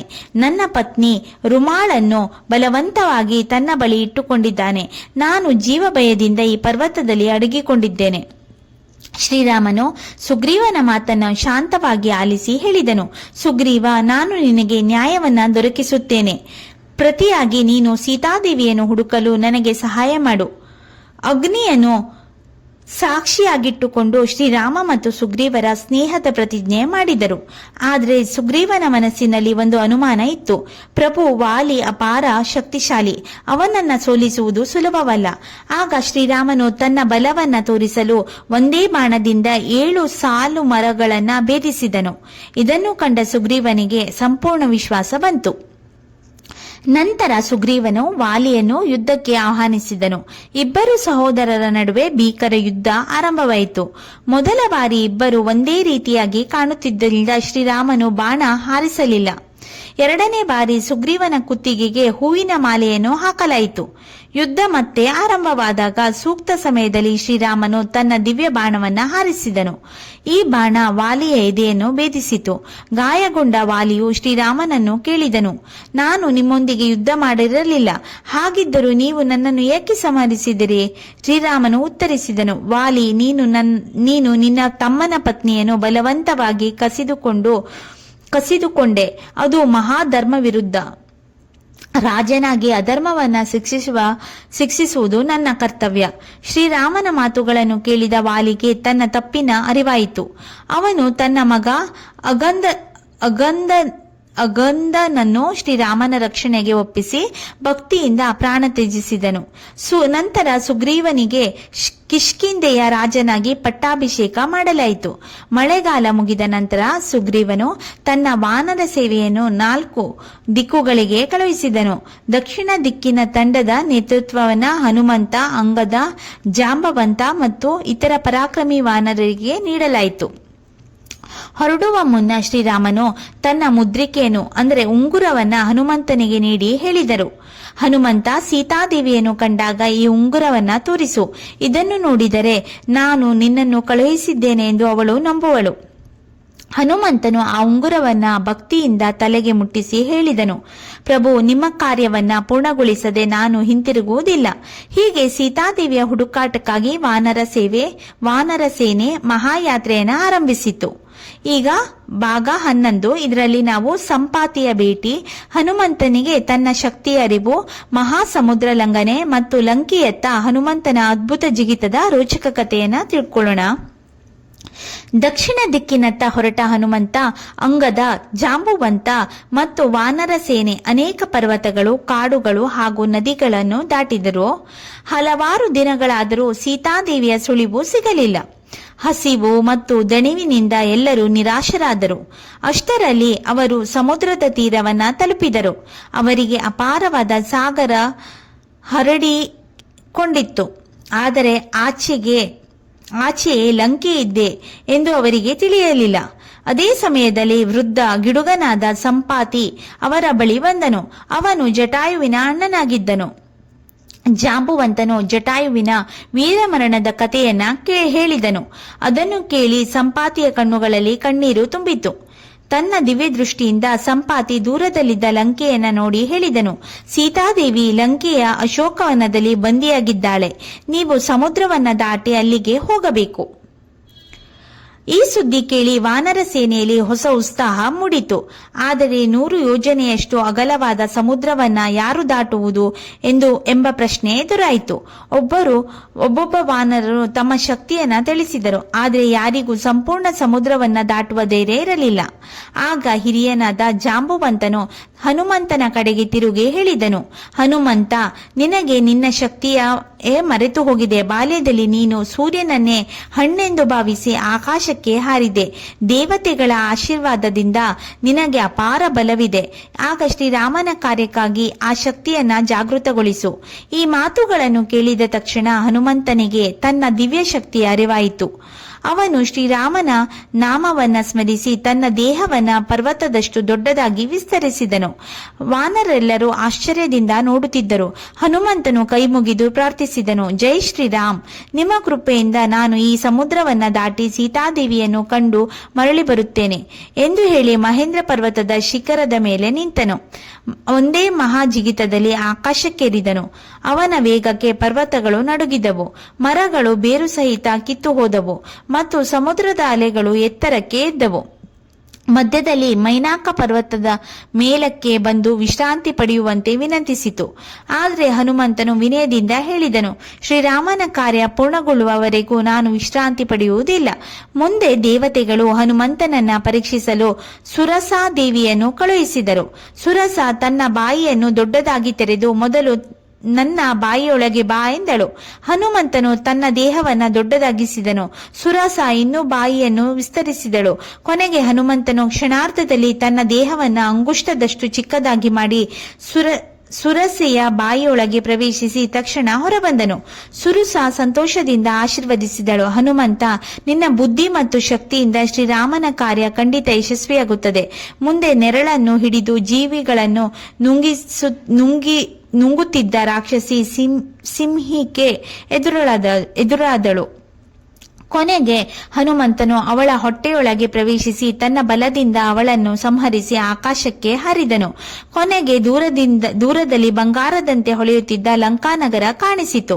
ಹನುಮಂತನು ತನ್ನ ದೇಹವನ್ನ ಸಣ್ಣದಾಗಿ ಮಾಡಿಕೊಂಡು ರಾತ್ರಿಯ ಕತ್ತಲಿನಲ್ಲಿ ಯಾರಿಗೂ ಗೊತ್ತಾಗದಂತೆ ಲಂಕೆಯೊಳಗೆ ಪ್ರವೇಶಿಸಲು ಸಿದ್ಧನಾದನು. ಈಗ ರಾಮಾಯಣದ 12ನೇ ಕತೆ ಮುಂದುವರಿಯುತ್ತೆ. 12ನೇ ಭಾಗ 12. ರಾತ್ರಿಯ ಕತ್ತಲಿನಲ್ಲಿ ಹನುಮಂತನು ತನ್ನ ದೇಹವನ್ನ ಅತ್ಯಂತ ಚಿಕ್ಕದಾಗಿ ಮಾಡಿಕೊಂಡು ಲಂಕಾನಗರದ ಪ್ರವೇಶ ದ್ವಾರದ ಬಳಿ ಬಂದನು. ಇಡೀ ನಗರವು ಚಿನ್ನದ ಅರಮನೆಗಳು, ಎತ್ತರದ ಕೋಟೆಗಳು, ಅಮೂಲ್ಯ ರತ್ನಗಳಿಂದ ಕಂಗೊಳಿಸ್ತಾ ಇತ್ತು. ಆದರೆ ನಗರದ ಬಾಗಿಲಿನಲ್ಲಿ ಲಂಕಿಣಿ ಎಂಬ ರಾಕ್ಷಸಿ ಕಾವಲು ಕಾಯ್ತಾ ಇದ್ಲು. ಅವಳು ಹನುಮಂತನನ್ನ ತಡೆದು ಹೇಳಿದಳು, ನೀನು ಯಾರು ನೀನು? ನನ್ನ ಅನುಮತಿ ಇಲ್ಲದೆ ಲಂಕೆಯೊಳಗೆ ಪ್ರವೇಶಿಸಲು ಸಾಧ್ಯವಿಲ್ಲ. ಹನುಮಂತನು ವಿನಯದಿಂದ ದಾರಿ ಬಿಡುವಂತೆ ಕೇಳಿದನು. ಆದರೆ ಲಂಕಿಣಿ ಅವನ ಮೇಲೆ ದಾಳಿ ಮಾಡಿದಳು. ಆಗ ಹನುಮಂತನು ತನ್ನ ಮುಷ್ಟಿಯಿಂದ ಸಣ್ಣದೊಂದು ಹೊಡೆತ ಕೊಟ್ಟನು. ಆ ಹೊಡೆತಕ್ಕೆ ಲಂಕಿಣಿ ನೆಲಕ್ಕುರುಳಿದಳು. ಅವಳು ಎದ್ದು ಹೇಳಿದಳು, ಬ್ರಹ್ಮದೇವರು ಹೇಳಿದ ಭವಿಷ್ಯವಾಣಿ ಇಂದು ನಿಜವಾಯಿತು. ಒಂದು ವಾನರನು ನನ್ನನ್ನು ಸೋಲಿಸುವ ದಿನದಿಂದ ಲಂಕೆಯ ವಿನಾಶ ಆರಂಭವಾಗುತ್ತದೆ. ನೀನು ಖಂಡಿತ ಶ್ರೀರಾಮನ ದೂತ ಎಂದು ಹೇಳಿ ಹನುಮಂತನಿಗೆ ಆಶೀರ್ವದಿಸಿ ಒಳಗೆ ಹೋಗಲು ಅವಕಾಶ ನೀಡಿದಳು. ಹನುಮಂತನು ಲಂಕೆಯ ಬೀದಿಗಳಲ್ಲಿ ಹುಡುಕುತ್ತಾ ಕೊನೆಗೆ ರಾವಣನ ಅರಮನೆಯನ್ನ ನೋಡಿದನು. ಆದರೆ ಎಲ್ಲಿಯೂ ಸೀತಾದೇವಿ ಕಾಣಿಸಲಿಲ್ಲ. ಕೊನೆಗೆ ಅವನು ಅಶೋಕವನಕ್ಕೆ ಬಂದನು. ಅಲ್ಲಿ ಒಂದು ದೊಡ್ಡ ಅಶೋಕ ಮರದ ಕೆಳಗೆ ಸರಳವಾದ ವಸ್ತ್ರ ಧರಿಸಿ ದುಃಖದಿಂದ ಕಣ್ಣೀರು ಸುರಿಸುತ್ತಾ ಕುಳಿತಿದ್ದ ಸೀತಾದೇವಿಯನ್ನ ಕಂಡನು. ಅವಳ ಸುತ್ತಲೂ ಭಯಂಕರ ರಾಕ್ಷಸರು ಕಾವಲು ಕಾಯುತ್ತಿದ್ದರು. ಅಷ್ಟರಲ್ಲಿ ರಾವಣನು ಅಶೋಕವನಕ್ಕೆ ಬಂದನು. ಸೀತೆ, ನನ್ನನ್ನು ವಿವಾಹವಾಗು, ಲಂಕೆಯ ಮಹಾರಾಣಿಯಾಗು ಎಂದು ಅವನು ಹೇಳಿದನು. ಆದರೆ ಸೀತಾದೇವಿ ಧೈರ್ಯದಿಂದ ಉತ್ತರಿಸಿದಳು, ನಾನು ಶ್ರೀರಾಮನ ಧರ್ಮಪತ್ನಿ. ನನ್ನ ಮನಸ್ಸು ಪ್ರಾಣ ಎಲ್ಲವೂ ಅವರಿಗೆ ಸೇರಿದೆ. ನಿನ್ನ ಅಧರ್ಮಕ್ಕೆ ನಾನು ಎಂದಿಗೂ ಒಪ್ಪುವುದಿಲ್ಲ. ರಾವಣನು ಕೋಪದಿಂದ ಹೇಳಿದನು, ಇನ್ನು 1 ತಿಂಗಳೊಳಗೆ ನನ್ನ ಮಾತನ್ನು ಒಪ್ಪದಿದ್ದರೆ ನಿನ್ನನ್ನು ಕೊಲ್ಲುತ್ತೇನೆ ಎಂದು ಬೆದರಿಸಿ ಅಲ್ಲಿಂದ ಹೊರಟನು. ರಾವಣನು ಹೋದ ನಂತರ ಸೀತಾದೇವಿ ಶ್ರೀರಾಮನನ್ನ ನೆನೆದು ಕಣ್ಣೀರಿಟ್ಟಳು. ಸರಿಯಾದ ಸಮಯಕ್ಕಾಗಿ ಕಾಯುತ್ತಿದ್ದ ಹನುಮಂತನು ನಿಧಾನವಾಗಿ ಮರದಿಂದ ಕೆಳಗಿಳಿದನು. ಮೊದಲು ಶ್ರೀರಾಮನು ಗುಣಗಾನವನ್ನ ಹಾಡತೊಡಗಿದನು. ಅದನ್ನು ಕೇಳಿದ ಸೀತಾದೇವಿ ಆಶ್ಚರ್ಯದಿಂದ ಸುತ್ತಲೂ ನೋಡಿದಳು. ನಂತರ ಹನುಮಂತನು ಭಕ್ತಿಯಿಂದ ಮುಂದೆ ಬಂದು ತನ್ನನ್ನು ಪರಿಚಯಿಸಿಕೊಂಡನು. ಅಮ್ಮ, ನಾನು ಶ್ರೀರಾಮನ ದೂತ, ನಿಮ್ಮನ್ನು ಹುಡುಕಿಕೊಂಡು ಬಂದಿದ್ದೇನೆ ಎಂದು ಹೇಳಿ ಶ್ರೀರಾಮನ ಮುದ್ರಿಕೆಯನ್ನು ಅಂದರೆ ಉಂಗುರವನ್ನು ಸೀತಾದೇವಿಯ ಕೈಗೆ ನೀಡಿದನು. ಆ ಉಂಗುರವನ್ನು ನೋಡಿದ ಕ್ಷಣವೇ ಸೀತಾದೇವಿಯ ಕಣ್ಣುಗಳಲ್ಲಿ ಸಂತೋಷದ ಕಣ್ಣೀರು ತುಂಬಿತು. ನನ್ನ ಪ್ರಭು ಕ್ಷೇಮವಾಗಿದ್ದಾರೆಯೇ ಎಂದು ಆತುರದಿಂದ ಕೇಳಿದಳು. ಹನುಮಂತನು ಉತ್ತರಿಸಿದನು, ಅಮ್ಮ, ಶ್ರೀರಾಮ ಮತ್ತು ಲಕ್ಷ್ಮಣರು ಕ್ಷೇಮವಾಗಿದ್ದಾರೆ. ನಿಮ್ಮನ್ನು ಕರೆದುಕೊಂಡು ಹೋಗಲು ಶೀಘ್ರದಲ್ಲೇ ಲಂಕೆಗೆ ಬರುತ್ತಾರೆ. ನಂತರ ಹನುಮಂತನು ಹೇಳಿದನು, ನೀವು ಬಯಸಿದರೆ ಈಗಲೇ ನನ್ನ ಬೆನ್ನಿನ ಮೇಲೆ ಕುಳಿತುಕೊಳ್ಳಿ. ನಾನು ನಿಮ್ಮನ್ನು ಸುರಕ್ಷಿತವಾಗಿ ಶ್ರೀರಾಮನ ಬಳಿಗೆ ಕರೆದುಕೊಂಡು ಹೋಗುತ್ತೇನೆ. ಆದರೆ ಸೀತಾದೇವಿ ಶಾಂತವಾಗಿ ಉತ್ತರಿಸಿದಳು, ಇಲ್ಲ ಹನುಮಂತ, ನನ್ನನ್ನು ಸ್ವಂತ ಶ್ರೀರಾಮನೇ ರಕ್ಷಿಸಬೇಕು. ಅದೇ ಅವರ ಕೀರ್ತಿ ಮತ್ತು ಧರ್ಮ. ನಂತರ ಸೀತಾದೇವಿ ತನ್ನ ಚೂಡಾಮಣಿಯನ್ನು ಹನುಮಂತನಿಗೆ ನೀಡಿ ಹೇಳಿದರು, ಇದನ್ನು ನನ್ನ ಪ್ರಭುವಿಗೆ ಕೊಡು, ನನ್ನ ಬಗ್ಗೆ ಚಿಂತಿಸಬೇಡ ಎಂದು ಹೇಳು. ಹನುಮಂತನು ಭಕ್ತಿಯಿಂದ ಚೂಡಾಮಣಿಯನ್ನು ಸ್ವೀಕರಿಸಿ ಶ್ರೀರಾಮನಿಗೆ ಶುಭ ಸುದ್ದಿ ತಲುಪಿಸಲು ಸಂಕಲ್ಪ ಮಾಡಿದನು. ಈಗ ಶ್ರೀರಾಮಾಯಣದ ಭಾಗ 13. ಇಲ್ಲಿ ನಾವು ಹನುಮಂತನಿಂದ ಅಶೋಕವನವನ್ನ ಧ್ವಂಸ ಮಾಡಿದ್ದು, ಅಕ್ಷಯ ಕುಮಾರನ ಸಂಹಾರ, ಇಂದ್ರಜಿತನ ಬಂಧನ, ರಾವಣನ ಸಭೆ, ಲಂಕಾದಹನ ಅದ್ಭುತ ಕಥೆಯನ್ನ ತಿಳ್ಕೊಳ್ಳೋಣ. ಈಗ ಸಂಪೂರ್ಣ ಕಥೆಯ ಭಾಗ 13. ಸೀತಾದೇವಿಯಿಂದ ಚೂಡಾಮಣಿಯನ್ನು ಪಡೆದ ಹನುಮಂತನು ಮನಸ್ಸಿನಲ್ಲಿ ಯೋಚಿಸಿದನು, ನಾನು ಕೇವಲ ಸೀತಾಮಾತೆಯನ್ನು ಕಂಡೆ ಎಂದು ಹಿಂತಿರುಗಬಾರದು. ಲಂಕೆಯ ಶಕ್ತಿ ಎಷ್ಟಿದೆ ಎಂಬುದನ್ನು ತಿಳಿದು ಶ್ರೀರಾಮನಿಗೆ ಮಾಹಿತಿ ನೀಡಬೇಕು. ಹೀಗೆ ಯೋಚಿಸಿ ಹನುಮಂತನು ತನ್ನ ದೇಹವನ್ನ ದೊಡ್ಡದಾಗಿ ಮಾಡಿಕೊಂಡು ಅಶೋಕವನವನ್ನ ಧ್ವಂಸ ಮಾಡಲು ಆರಂಭಿಸಿದನು. ಮರಗಳನ್ನ ಬೇರು ಸಹಿತ ಕಿತ್ತು ಹಾಕಿದನು. ಹಣ್ಣುಗಳಿಂದ ತುಂಬಿದ ತೋಟವನ್ನ ಕ್ಷಣಾರ್ಧದಲ್ಲೇ ನೆಲಸಮ ಮಾಡಿದನು. ರಾವಣನ ಸೈನಿಕರು ಹನುಮಂತನ ಮೇಲೆ ದಾಳಿ ಮಾಡಿದರು. ಆದರೆ ಹನುಮಂತನು ಒಂದೇ ಮರವನ್ನು ಆಯುಧವಾಗಿ ಬಳಸಿಕೊಂಡು 100 ರಾಕ್ಷಸರನ್ನ ಸಂಹರಿಸಿದನು. ಈ ಸುದ್ದಿ ರಾವಣನಿಗೆ ತಲುಪಿತು. ಮೊದಲು ರಾವಣನು ತನ್ನ ಬಲಿಷ್ಠ ಸೇನಾಪತಿಗಳನ್ನು ಕಳುಹಿಸಿದನು. ಆದರೆ ಅವರನ್ನು ಹನುಮಂತನು ಸುಲಭವಾಗಿ ಸೋಲಿಸಿದನು. ಕೊನೆಗೆ ರಾವಣನ ಮಗ ಅಕ್ಷಯ ಕುಮಾರನ ಯುದ್ಧಕ್ಕೆ ಬಂದನು. ಅವನು ಅತ್ಯಂತ ಮಹಾಪರಾಕ್ರಮಿ ಯೋಧನಾಗಿದ್ದನು. ಇಬ್ಬರ ನಡುವೆ ಭೀಕರ ಯುದ್ಧ ನಡೆಯಿತು. ಆದರೆ ಶ್ರೀರಾಮನ ನಾಮಸ್ಮರಣೆಯೊಂದಿಗೆ ಹೋರಾಡಿದ ಹನುಮಂತನು ಅಕ್ಷಯ ಕುಮಾರನನ್ನ ಸಂಹರಿಸಿದನು. ಇದನ್ನು ಕಂಡ ರಾವಣನು ಮತ್ತೊಬ್ಬ ಮಗನಾದ ಇಂದ್ರಜಿತ್ ಮೇಘನಾದನನ್ನು ಕಳುಹಿಸಿದನು. ಇಂದ್ರಜಿತ್ ಬ್ರಹ್ಮಾಸ್ತ್ರವನ್ನ ಪ್ರಯೋಗಿಸಿದನು. ಬ್ರಹ್ಮಾಸ್ತ್ರಕ್ಕೆ ಗೌರವ ತೋರಲು ಹನುಮಂತನು ಉದ್ದೇಶಪೂರ್ವಕವಾಗಿ ತನ್ನನ್ನು ಬಂಧಿಸಿಕೊಳ್ಳಲು ಅವಕಾಶ ನೀಡಿದನು. ರಾಕ್ಷಸರು ಹನುಮಂತನನ್ನು ಹಗ್ಗಗಳಿಂದ ಕಟ್ಟಿ ರಾವಣನ ರಾಜಸಭೆಗೆ ಕರೆತಂದರು. ರಾವಣನು ತನ್ನ ಸಿಂಹಾಸನದ ಮೇಲೆ ಕುಳಿತು ಗರ್ವದಿಂದ ಕೇಳಿದನು, ಯಾರು ನೀನು? ನನ್ನ ಲಂಕೆಯಲ್ಲಿ ಇಷ್ಟು ಧೈರ್ಯದಿಂದ ಅಟ್ಟಹಾಸ ಮಾಡಿರುವುದು ಯಾಕೆ? ಹನುಮಂತನು ನಿರ್ಭಯವಾಗಿ ಉತ್ತರಿಸಿದನು, ನಾನು ಅಯೋಧ್ಯೆಯ ರಾಜಕುಮಾರ ಶ್ರೀರಾಮನ ದೂತ. ನೀನು ಸೀತಾಮಾತೆಯನ್ನು ಅಪಹರಿಸಿ ಮಹಾಪಾಪ ಮಾಡಿದ್ದೀಯ. ಈಗಲಾದರೂ ಅವರನ್ನು ಗೌರವದಿಂದ ಹಿಂತಿರುಗಿಸು, ಇಲ್ಲವಾದರೆ ನಿನ್ನ ಲಂಕೆಯ ಸಂಪೂರ್ಣ ನಾಶ ಖಚಿತ. ಈ ಮಾತುಗಳನ್ನು ಕೇಳಿ ರಾವಣನು ಕ್ರೋಧದಿಂದ ನಡುಗಿದನು. ಈ ವಾನರನನ್ನು ಕೊಂದುಬಿಡಿ ಎಂದು ಆದೇಶಿಸಿದನು. ಆಗ ಅವನು ತಮ್ಮ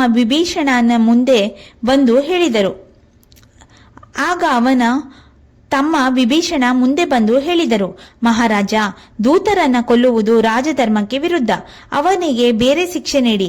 ವಿಭೀಷಣನ ಮಾತನ್ನು ಒಪ್ಪಿಕೊಂಡ ರಾವಣನು ಈ ವಾನರರನ್ನು ಬಾಲಕ್ಕೆ ಬೆಂಕಿ ಹಚ್ಚಿ ಇಡೀ ಲಂಕೆಯಲ್ಲಿ ತಿರುಗಿಸಿ ಅವಮಾನಿಸಿ ಎಂದು ಆದೇಶಿಸಿದನು.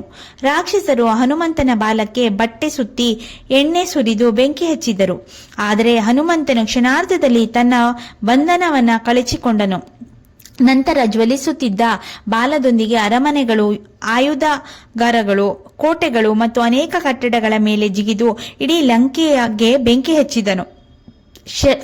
ಕ್ಷಣಾರ್ಧದಲ್ಲಿ ಚಿನ್ನದ ಲಂಕೆ ಅಗ್ನಿ ಜ್ವಾಲೆಗಳಿಂದ ಆವರಿಸಲ್ಪಟ್ಟಿತು. ರಾಕ್ಷಸರು ಭಯದಿಂದ ಓಡತೊಡಗಿದರು.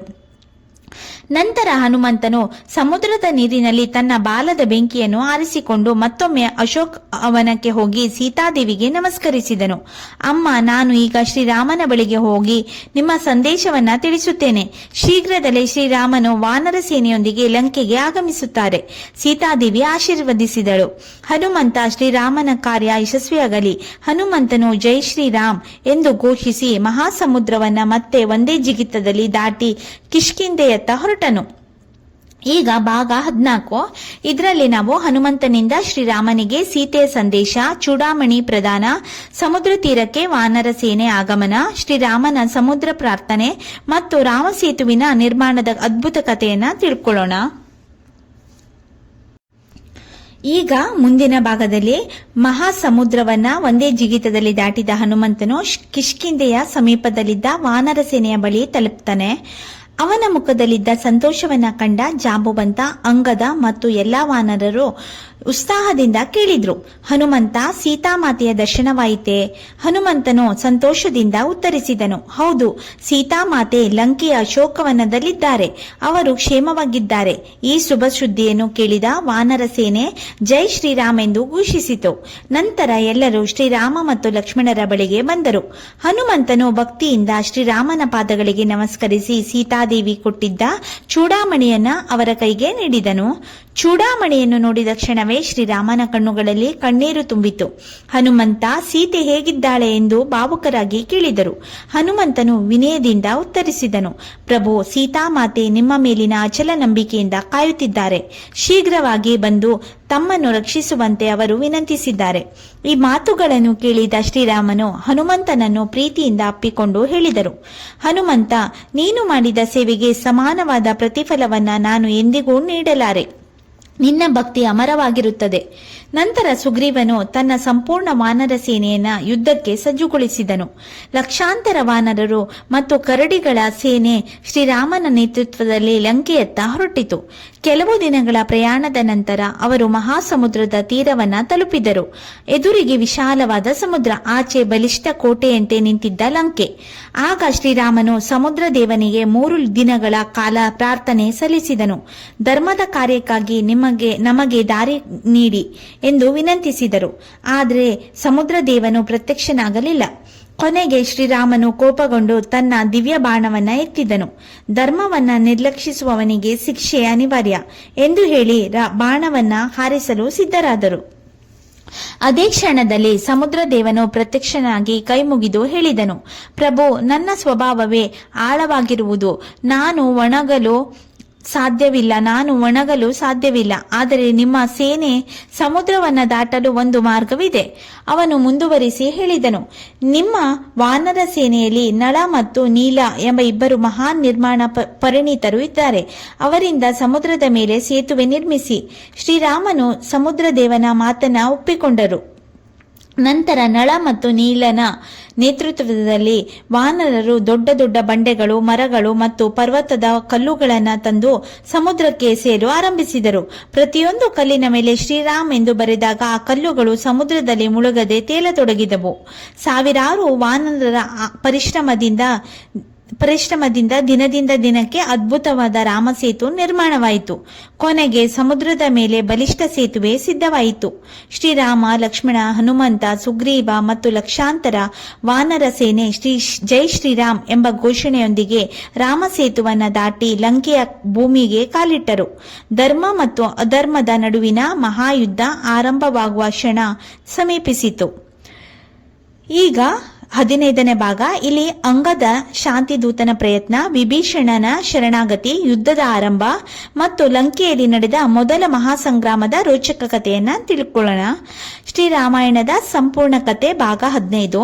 ಶ್ರೀರಾಮನು ವಾನರ ಸೇನೆ ಲಂಕೆಯ ಗಡಿಯನ್ನ ತಲುಪಿದಾಗ ಇಡೀ ಲಂಕೆ ಯುದ್ಧದ ಸಿದ್ಧತೆಯಲ್ಲಿ ತೊಡಗಿತ್ತು. ರಾವಣನು ತನ್ನ ಪರಾಕ್ರಮಿ ರಾಕ್ಷಸ ಸೇನೆಯನ್ನ ಕೋಟೆಯ ಸುತ್ತ ನಿಯೋಜಿಸಿದನು. ಆದರೆ ಯುದ್ಧ ಆರಂಭವಾಗುವ ಮೊದಲು ಶ್ರೀರಾಮನು ಧರ್ಮದ ಮಾರ್ಗವನ್ನು ಅನುಸರಿಸಲು ನಿರ್ಧರಿಸಿದನು. ಮೊದಲು ಶಾಂತಿಗೆ ಅವಕಾಶ ನೀಡಬೇಕು. ರಾವಣನು ಸೀತಾದೇವಿಯನ್ನು ಗೌರವದಿಂದ ಹಿಂತಿರುಗಿಸಿದರೆ ಯುದ್ಧದ ಅಗತ್ಯವಿಲ್ಲ ಎಂದು ಹೇಳಿದರು. ಆ ಕಾರ್ಯಕ್ಕಾಗಿ ಪರಾಕ್ರಮಿ ಅಂಗದನನ್ನು ಶಾಂತಿದೂತನಾಗಿ ರಾವಣನ ಸಭೆಗೆ ಕಳುಹಿಸಲಾಯಿತು. ಅಂಗದನು ನಿರ್ಭಯನಾಗಿ ರಾವಣನ ರಾಜ್ಯಸಭೆಗೆ ಪ್ರವೇಶಿಸಿದನು. ಅವನು ಗಂಭೀರವಾಗಿ ಹೇಳಿದನು, ಲಂಕಾಧಿಪತಿ ರಾವಣನೇ, ಶ್ರೀರಾಮನು ನಿನಗೆ ಕೊನೆಯ ಅವಕಾಶ ನೀಡುತ್ತಿದ್ದಾನೆ. ಸೀತಾದೇವಿಯನ್ನು ಗೌರವದಿಂದ ಹಿಂತಿರುಗಿಸಿ, ಇಲ್ಲವಾದರೆ ನಿನ್ನ ಅಹಂಕಾರವೇ ನಿನ್ನ ವಿನಾಶಕ್ಕೆ ಕಾರಣವಾಗುತ್ತದೆ. ರಾವಣನು ಅಟ್ಟಹಾಸದಿಂದ ನಕ್ಕನು. ಒಬ್ಬ ವಾನರ ನನಗೆ ಬುದ್ಧಿ ಹೇಳುತ್ತಿದ್ದಾನೆಯೇ? ಹೋಗಿ ನಿನ್ನ ರಾಮನಿಗೆ ಹೇಳು, ರಾವಣನನ್ನು ಯಾರಿಗೂ ಹೆದರುವುದಿಲ್ಲ. ಅಂಗದನು ತನ್ನ ಪಾದವನ್ನ ಸಭೆಯ ಮಧ್ಯದಲ್ಲಿ ಇಟ್ಟು ಹೇಳಿದನು, ನಿಮ್ಮಲ್ಲಿ ಯಾರಿಗಾದರೂ ಶಕ್ತಿ ಇದ್ದರೆ ನನ್ನ ಈ ಪಾದವನ್ನ ಅಲ್ಲಾಡಿಸಿ ನಂತರ ಶ್ರೀರಾಮನೊಂದಿಗೆ ಯುದ್ಧ ಮಾಡಲು ಬಗ್ಗೆ ಮಾತನಾಡಿ. ರಾವಣನ ಮಹಾಬಲಿಷ್ಠ ಯೋಧರು ಇಂದ್ರಜಿತ್ ಸೇರಿದಂತೆ ಅನೇಕರು ಪ್ರಯತ್ನಿಸಿದರು. ಆದರೆ ಅಂಗದನ ಪಾದವನ್ನ ಒಂದು ಅಂಗುಲವೂ ಕದಲಿಸಲು ಸಾಧ್ಯವಾಗಲಿಲ್ಲ. ಕೊನೆಗೆ ರಾವಣನೇ ಎದ್ದು ಬಂದನು.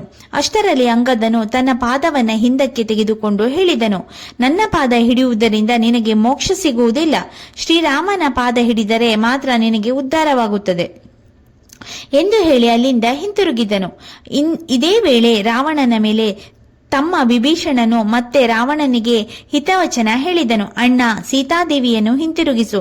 ಶ್ರೀರಾಮನು ಸಾಕ್ಷಾತ್ ಧರ್ಮಸ್ವರೂಪಿ, ಅವರೊಂದಿಗೆ ಯುದ್ಧ ಮಾಡಬೇಡ.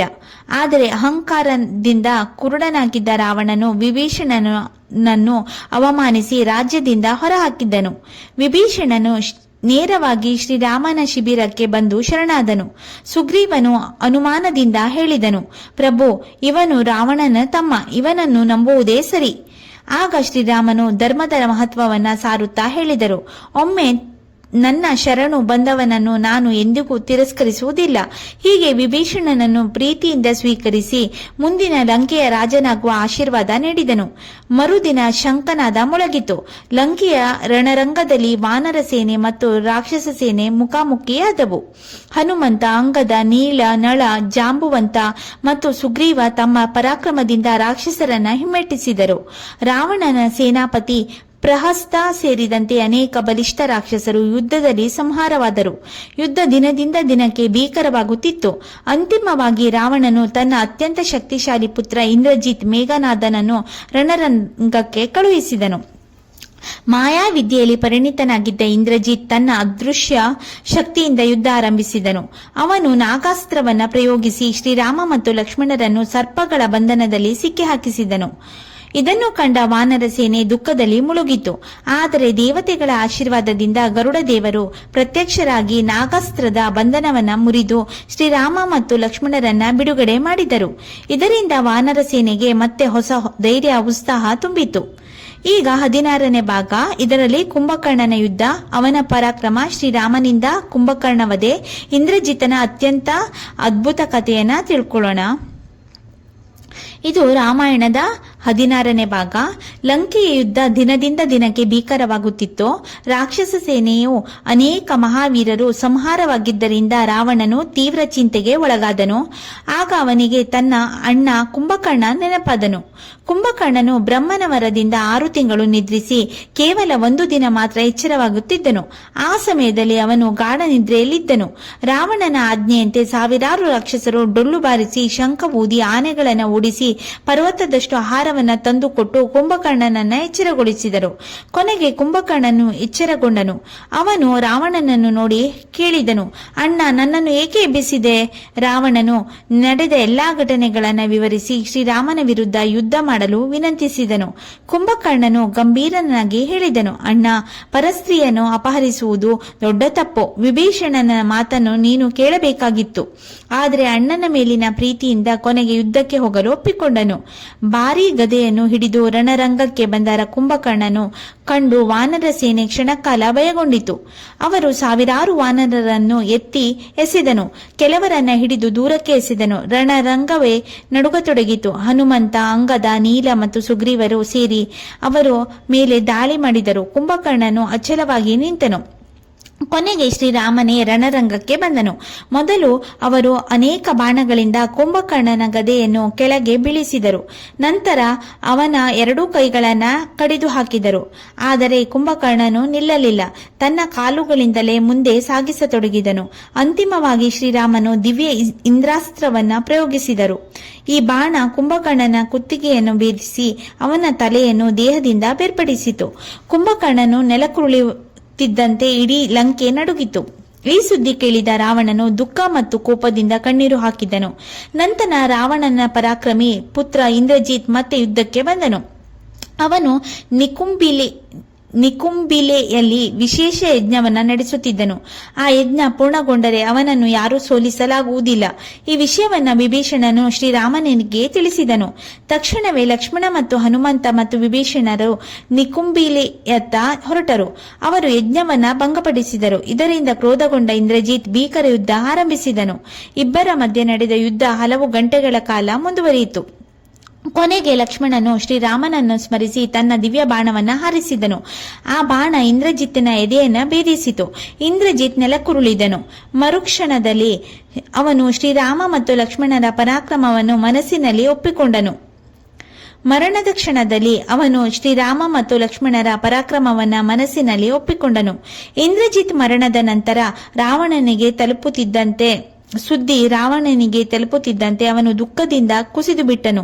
ತನ್ನ ಮಗನ ಮರಣದ ಪ್ರತೀಕಾರಕ್ಕಾಗಿ ರಾವಣನು ತಾನೇ ರಣರಂಗಕ್ಕೆ ಇಳಿಯುವ ನಿರ್ಧಾರ ಮಾಡಿದನು. ಭಾಗ 17. ಇದರಲ್ಲಿ ನಾವು ಲಕ್ಷ್ಮಣನ ಮೇಲೆ ಶಕ್ತಿಯಾಸ್ತ್ರ ಪ್ರಯೋಗ, ಸಂಜೀವಿನಿ ಪರ್ವತವನ್ನ ತಂದ ಹನುಮಂತ, ಲಕ್ಷ್ಮಣನ ಪುನರ್ಜೀವನ, ರಾವಣನೊಂದಿಗೆ ಶ್ರೀರಾಮನ ಅಂತಿಮ ಮಹಾಯುದ್ಧ ಆರಂಭವನ್ನ ತಿಳಿದುಕೊಳ್ಳೋಣ. ಇಂದ್ರಜಿತ್ತನ ಮರಣದಿಂದ ರಾವಣನು ಕೋಪದಿಂದ ಉರಿದು ಬಿದ್ದನು. ತನ್ನ ಮಗನನ್ನ ಕಳೆದುಕೊಂಡ ದುಃಖಕ್ಕಿಂತ ಪ್ರತೀಕಾರದ ಜ್ವಾಲೆಯೇ ಅವನ ಮನಸ್ಸನ್ನ ಆವರಿಸಿತು. ಮರುದಿನ ರಾವಣನು ತನ್ನ ದಿವ್ಯ ರಥದಲ್ಲಿ ಕುಳಿತು ರಣರಂಗಕ್ಕೆ ಬಂದನು. ಅವನ ಕೈಯಲ್ಲಿ ಅನೇಕ ದಿವ್ಯಾಸ್ತ್ರಗಳಿದ್ದವು. ವಾನರ ಸೇನೆ ಧೈರ್ಯದಿಂದ ಹೋರಾಡುತ್ತಿದ್ದರೂ ರಾವಣನ ಪರಾಕ್ರಮದ ಮುಂದೆ ಅನೇಕರು ಗಾಯಗೊಂಡರು. ಆ ಸಮಯದಲ್ಲಿ ಲಕ್ಷ್ಮಣನು ರಾವಣನ ಎದುರು ನಿಂತನು. ಇಬ್ಬರ ನಡುವೆ ಭೀಕರ ಯುದ್ಧ ನಡೆಯಿತು. ಬಾಣಗಳ ಘರ್ಷಣೆಯಿಂದ ಆಕಾಶ ನಡುಗಿತು. ಕೊನೆಗೆ ರಾವಣನು ಬ್ರಹ್ಮನಿಂದ ಪಡೆದಿದ್ದ ಅತ್ಯಂತ ಭಯಾನಕ ಶಕ್ತಿಯಾಸ್ತ್ರವನ್ನ ಲಕ್ಷ್ಮಣನ ಮೇಲೆ ಪ್ರಯೋಗಿಸಿದನು. ಆ ಅಸ್ತ್ರವು ಲಕ್ಷ್ಮಣನ ಎದೆಯಲ್ಲಿ ಬಲವಾಗಿ ತಗುಲಿತು. ಲಕ್ಷ್ಮಣನು ಮೂರ್ಛೆಗೊಂಡು ನೆಲಕ್ಕುರುಳಿದನು. ಇದನ್ನು ಕಂಡ ಶ್ರೀರಾಮನ ಹೃದಯವೇ ಒಡೆದಂತಾಯಿತು. ಆದರೆ ಅವರು ಲಕ್ಷ್ಮಣನ ತಲೆಯನ್ನು ತಮ್ಮ ಮಡಿಲಿನಲ್ಲಿ ಇಟ್ಟು ದುಃಖದಿಂದ ಹೇಳಿದರು, ಲಕ್ಷ್ಮಣ, ನೀನಿಲ್ಲದೆ ಜೀವನ ನನಗೆ ಬೇಡ. ನೀನು ನನ್ನ ತಮ್ಮ ಮಾತ್ರವಲ್ಲ, ನನ್ನ ಪ್ರಾಣ. ವಾನರ ಸೇನೆ ದುಃಖದಲ್ಲಿ ಮುಳುಗಿತು. ಅಷ್ಟರಲ್ಲಿ ವೈದ್ಯ ಶ್ರೇಷ್ಠ ಸುಷೇಣ ಹೇಳಿದರು, ಹಿಮಾಲಯದ ದ್ರೋಣಗಿರಿ ಪರ್ವತದಲ್ಲಿ ಬೆಳೆಯುವ ಸಂಜೀವಿನಿ ಔಷಧಿ ಸೂರ್ಯೋದಯದ ಮೊದಲು ತಂದರೆ ಲಕ್ಷ್ಮಣನನ್ನ ಉಳಿಸಬಹುದು. ಈ ಮಾತನ್ನು ಕೇಳಿದ ಲಕ್ಷ್ಮಣ ಈ ಮಾತನ್ನು ಕೇಳಿದ ತಕ್ಷಣ ಹನುಮಂತನು ಕೈ ಮುಗಿದು ಹೇಳಿದನು, ಪ್ರಭು, ನಾನು ಈಗಲೇ ಹೋಗಿ ಔಷಧಿಯನ್ನ ತರುತ್ತೇನೆ ಎಂದು ಹೇಳಿ ಆಕಾಶಕ್ಕೆ ಮಹಾ ಜಿಗಿತ ಮಾಡಿದನು. ಅದನ್ನು ಕ್ಷಣಾರ್ಧದಲ್ಲಿ ಹಿಮಾಲಯವನ್ನ ತಲುಪಿದನು. ಆದರೆ ಸಂಜೀವಿನಿ ಯಾವುದು ಎಂಬುದು ಗುರುತಿಸಲು ಸಾಧ್ಯವಾಗಲಿಲ್ಲ. ಒಂದು ಕ್ಷಣವೂ ವ್ಯರ್ಥ ಮಾಡದೆ ಹನುಮಂತನು ಇಡೀ ದ್ರೋಣಗಿರಿ ಪರ್ವತವನ್ನೇ ಎತ್ತಿಕೊಂಡು ಆಕಾಶದಲ್ಲಿ ಹಾರಿದನು. ಹನುಮಂತನು ಪರ್ವತದೊಂದಿಗೆ ರಣರಂಗಕ್ಕೆ ಬಂದನು. ಸುಭೀಷಣನು ಸಂಜೀವಿನಿ ಔಷಧಿಯನ್ನು ತೆಗೆದು ಲಕ್ಷ್ಮಣನಿಗೆ ನೀಡಿದನು. ಕೆಲವೇ ಕ್ಷಣಗಳಲ್ಲಿ ಲಕ್ಷ್ಮಣನು ಕಣ್ಣು ತೆರೆದನು. ವಾನರ ಸೇನೆ ಸಂತೋಷದಿಂದ ಜೈ ಹನುಮಾನ್, ಜೈ ಶ್ರೀರಾಮ್ ಎಂದು ಘೋಷಿಸಿತು. ಶ್ರೀರಾಮನನ್ನು ಭಕ್ತಿಯಿಂದ ಹನುಮಂತನನ್ನು ಅಪ್ಪಿಕೊಂಡು ಹೇಳಿದರು, ಹನುಮಂತ, ನಿನ್ನ ಸೇವೆಯನ್ನು ನಾನು ಎಂದಿಗೂ ಮರೆಯಲಾರೆ. ನಿನ್ನ ಭಕ್ತಿ ಮತ್ತು ನಿಸ್ವಾರ್ಥ ಸೇವೆಯು ಆದರ್ಶ. ಈ ಘಟನೆಯ ನಂತರ ರಾವಣನ ವಿರುದ್ಧ ಅಂತಿಮ ಯುದ್ಧಕ್ಕೆ ಎಲ್ಲರೂ ಸಜ್ಜಾದರು. ದೇವತೆಗಳು ರಾಜ ಇಂದ್ರನು ತನ್ನ ಸಾರಥಿ ಮಾತ್ತಲಿಯನ್ನು ದಿವ್ಯ ರಥಗಳೊಂದಿಗೆ ಶ್ರೀರಾಮನ ಸೇವೆಗೆ ಕಳುಹಿಸಿದನು. ಮಾತ್ತಲಿ ವಿನಯದಿಂದ ಹೇಳಿದನು, ಪ್ರಭು, ಈ ದಿವ್ಯ ರಥವನ್ನ ಸ್ವೀಕರಿಸಿ ಅಧರ್ಮದ ವಿರುದ್ಧ ವಿಜಯ ಸಾಧಿಸಿ. ಶ್ರೀರಾಮನು ರಥವನ್ನ ಏರಿ ರಾವಣನ ಎದುರು ನಿಂತನು. ಧರ್ಮ ಮತ್ತು ಅಧರ್ಮಗಳ ನಡುವಿನ ಅಂತಿಮ ಮಹಾಯುದ್ಧ ಆರಂಭವಾಯಿತು. ಇಬ್ಬರು ಮಹಾವೀರರು ಬ್ರಹ್ಮಾಸ್ತ್ರ, ಅಗ್ನ್ಯಾಸ್ತ್ರ, ವಾಯುವ್ಯಾಸ್ತ್ರ ಸೇರಿದಂತೆ ಅನೇಕ ದಿವ್ಯಾಸ್ತ್ರಗಳನ್ನು ಪ್ರಯೋಗಿಸಿದರು. ಭೂಮಿ, ಆಕಾಶ ಮತ್ತು 3 ಲೋಕಗಳನ್ನು ಆ ಮಹಾಯುದ್ಧವನ್ನ ಕಾತುರದಿಂದ ನೋಡುತ್ತಿದ್ದವು. ಭಾಗ 18. ಲಂಕೆಯ ರಣರಂಗದಲ್ಲಿ ಧರ್ಮ ಮತ್ತು ಅಧರ್ಮದ ನಡುವಿನ ಅಂತಿಮ ಯುದ್ಧ ಆರಂಭವಾಯಿತು. ಒಂದು ಕಡೆ ಮರ್ಯಾದಾ ಪುರುಷೋತ್ತಮ ಶ್ರೀರಾಮ, ಮತ್ತೊಂದು ಕಡೆ ಅಹಂಕಾರ ಮತ್ತು ಅಧರ್ಮದ ಪ್ರತೀಕವಾದ ರಾವಣ.